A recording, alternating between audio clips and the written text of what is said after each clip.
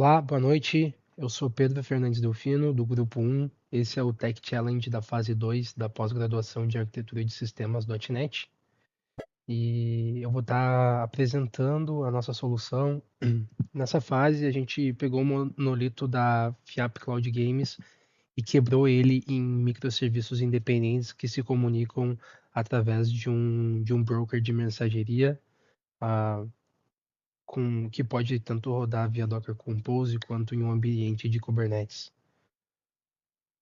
Eu vou estar demonstrando um pouco do flow que a aplicação tem e posteriormente eu vou estar demonstrando como que ele roda no uma demo de como ele roda no ambiente. Então a gente tem esse primeiro flow, que é onde o Users API cria o usuário e publica o User Registered Event. Esse fato fica no broker e o Notifications API consome o evento e envia um e-mail de boas-vindas.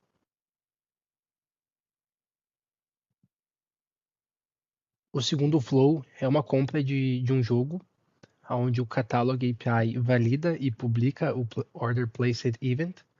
O Payments API processa e publica o Payment Processed Event, que pode ser tanto aprovado ou rejeitado. Para essa implementação, a gente fez uma policy de approval que aprova em 90% dos casos e em 10% dos casos ele rejeita, só para a gente ter o Happy Path quanto o Sad Path. E quando o Payments API publica esse Payment Processed Event, o Catalog API consome esse resultado e, se aprovado, adiciona o jogo à biblioteca do usuário.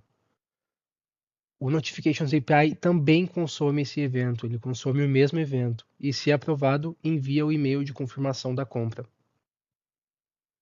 O Catalog API, quando ele recebe a requisição de compra de jogo, ele devolve um HTTP status 202 accepted, que significa como se o pedido foi recebido e ele libera o cliente para prosseguir. O cliente não fica esperando a resposta. E, e quanto ao passo 13 e 4, ele confirma que o mesmo evento tem dois listeners, duas pessoas, vamos dizer assim, escutando. Cada projeto, cada microserviço tem o seu próprio repositório. Aqui eu vou estar mostrando eles. Então nós temos o Users API, o Notifications API, o Catalog API, Payments API, e nós fizemos dois pacotes que são usados por esses microserviços, evitando duplicar código.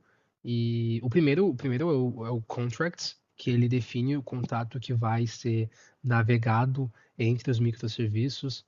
Então, qual exchange vai ser publicado, qual routing key vai ser usada, bem como o esquema do dado que vai trafegar naquela comunicação.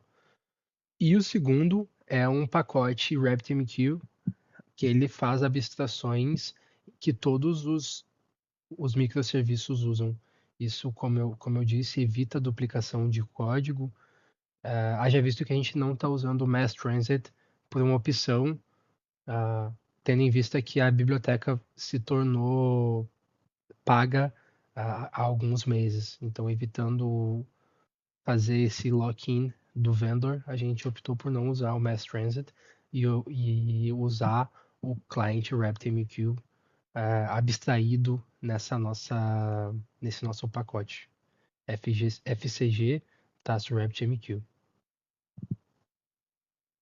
Nós também temos aquele repositório opcional que faz a orquestração de todos os serviços, que tem o Docker Compose desses microserviços, para que ele possa fazer o apply dos deployments desses microserviços no cluster de Kubernetes, o repositório Orchestration.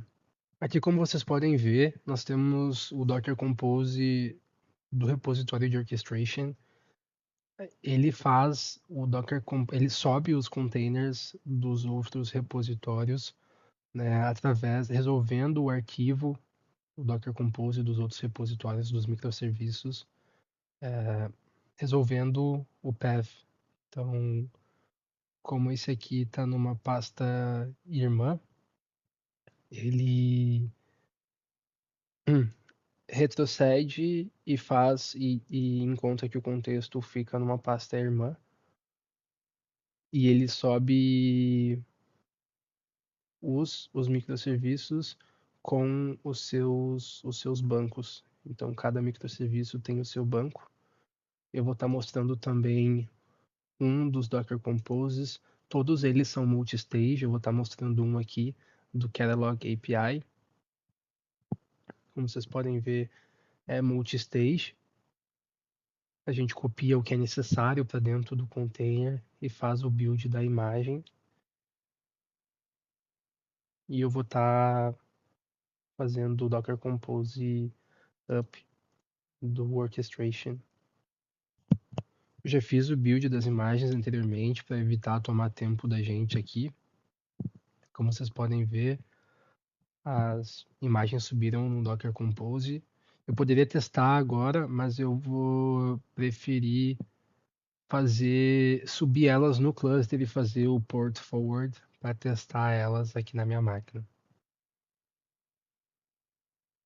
Então, eu vou dar um Docker Compose down.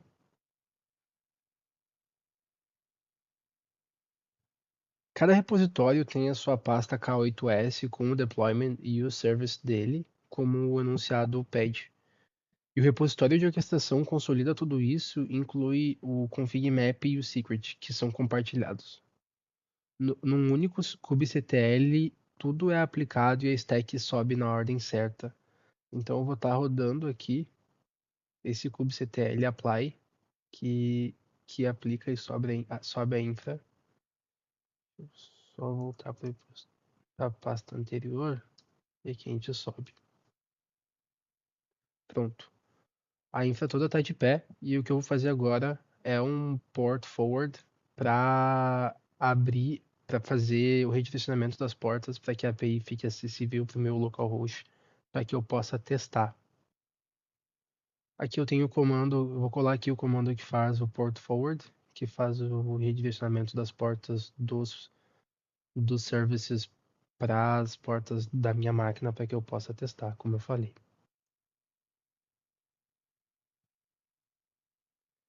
Para testar, eu vou estar usando o API Dog. Eu tenho aqui as requisições já prontas. Então, nesse primeiro cenário, eu vou fazer o registro de um usuário.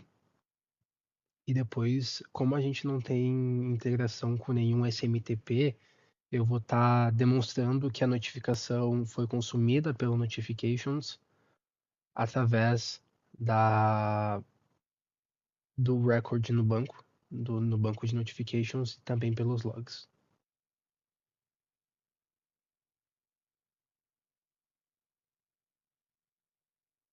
Bom, aqui eu registrei um usuário. Eu estou aberto aqui também o Headlamp, que é uma ferramenta para poder interagir com o cluster e poder ver logs e poder ver os pods, os deployments. Aqui eu vou estar dando uma olhada nos deployments. A gente tem o Notifications API. Ele tem 2 pods.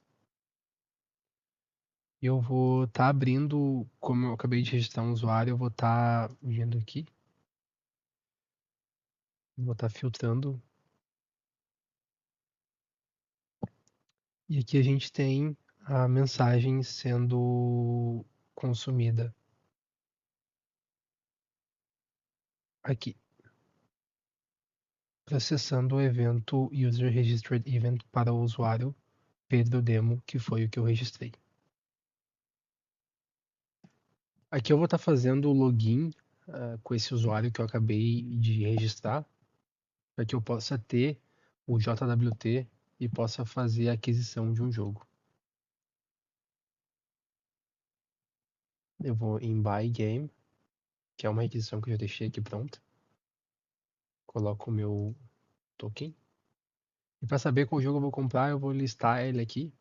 Eu tenho esse jogo já registrado. Eu venho em Buy Game e passo qual jogo eu quero adquirir. Eu recebo de novo um 202 e agora a gente vai procurar essa requisição, esse evento sendo processado por um dos pods.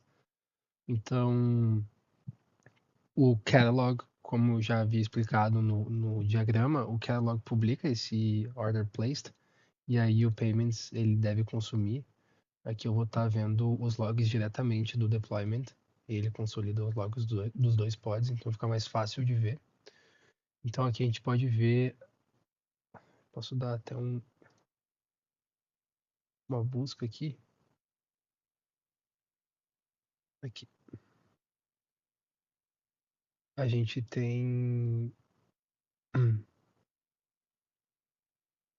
esse tem esse order placed use case, que é o use case que processa o o order placed event. Então a gente pode ver aqui. E posteriormente a gente também essa mesma aplicação, ela publica o Payment Processed Event. Então se a gente procurar por Payment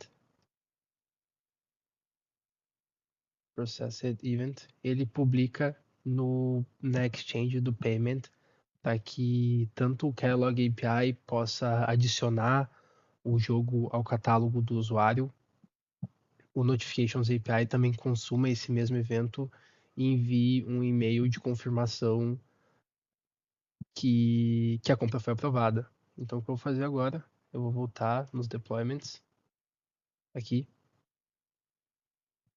e vou em Notifications API para ver os logs desse pagamento aprovado. Então, a gente deve ter aqui Payment. Aqui eu encontrei, então, processando o evento Payment Processed Event para o usuário com status approved. E então, a gente não tem, como a gente não tem integração com nenhum SMTP, é inserido no banco um record, ele faz um log simulando esse envio de e-mail, né? Agora eu vou procurar esse evento sendo processado pelo Catalog API. A gente tem o Event Handler, que é o Payment Processed Event Handler. A gente recebe esse evento e ele é adicionado no banco.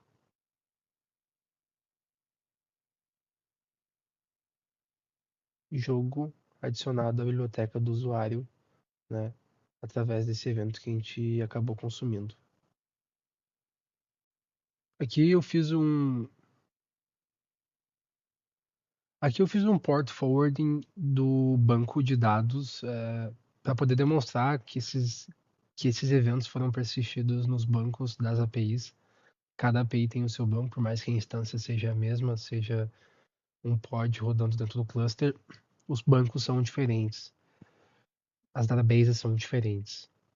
Esse é um cenário que serve apenas para demonstrar em em um ambiente real de produção. A gente não expõe a porta do banco para externo, né? Nesse caso, eu só estou fazendo para poder conectar a ideia e poder fazer essa demonstração de que os dados foram persistidos de fato. Mas, idealmente, o banco não deve ser exposto para fora, a porta do banco. Ela deve ficar acessível exclusivamente para os serviços que rodam dentro do namespace ali do Kubernetes. Então, a primeira coisa que eu vou mostrar vai ser o usuário que foi persistido. Então, a gente tem aqui o Pedro Demo, que foi o usuário que eu criei. Então, nós temos o jogo que foi criado. Então, quando a gente tentou fazer a aquisição desse jogo, foi criado então esse payments, que foi o Catalog faz a publicação do evento e o Payments API processa isso. Nesse caso ele foi aprovado. E aí, por último, mas não menos importante, a gente tem o Notifications API, que deve ter duas notificações, né? A primeira de login, de boas-vindas, e a segunda da aprovação da compra. Vocês podem ver, são dois tipos de notificação diferente. Bom, recapitulando, são 4 microserviços em 4 repositórios independentes, cada um com seu Dockerfile, multistage e o seu próprio banco. A comunicação é 100% assíncrona usando o RabbitMQ e tudo sobe com o Docker Compose up e o deploy é feito no Kubernetes usando deployments, services, config map para configuração e secret para dados sensíveis. Os links dos repositórios vão estar no arquivo adjunto, que vai junto com a entrega. E aqui eu queria mostrar para vocês mais em detalhe essa visão dos deployments aqui no Headlamp, que a gente tem o Catalog API com seus 2 pods, o Notifications API com seus 2 pods, o Payments também com 2, o Users também com 2 pods, o Postgres e o RabbitMQ cada um com 1 pod. E eu também queria aproveitar para mostrar a nossa instância, o nosso RabbitMQ rodando local aqui. Então, a gente pode dar uma olhada. Como vocês podem ver, nós temos as filas e os exchanges, aqui os exchanges. Então, por exemplo, quando um user registrado é enviado uma mensagem, uma mensagem com um contrato bem definido, um esquema bem definido para essa exchange aqui. E aí essa fila, por exemplo, notifications user registered, nós temos o binding aqui de que tudo que for para user.exchange com routing key user.registered cai nessa fila e essa fila é a que é consumida pela Notifications API. É que nós podemos ver que tem 2 consumers aqui. Nós temos essa visão aqui dentro, que são os 2 pods que estão rodando lá no Kubernetes. Aqui, a gente pode vir aqui, isso aqui estava desmarcado, eu acabei marcando, a gente pode adicionar uma nova coluna aqui que é os consumers.